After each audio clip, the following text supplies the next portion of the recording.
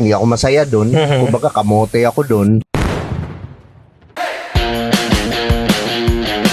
Pero beyond the brand, sino ba si Tio Bray? Ikaw ba, bigyan mo naman kami ng konting background. Saan ka ba lumaki? Galing ka ba sa mayamang pamilya? Ano bang background?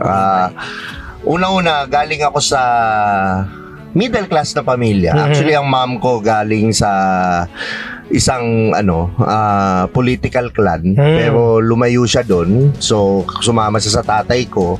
Ang tatay ko naman is used to be a division manager sa Napocor. So galing siya sa pamilyang magsasaka. Ganon siya. Yung tipong typical family na tapos naging housewife yung mom ko, dapat magdodoktor siya. So naging housewife na lang siya. Tapos yun, na tatay ko ang nag-provide sa amin. Tapos with background naman, musician talaga ako for the last 20 years. Kasi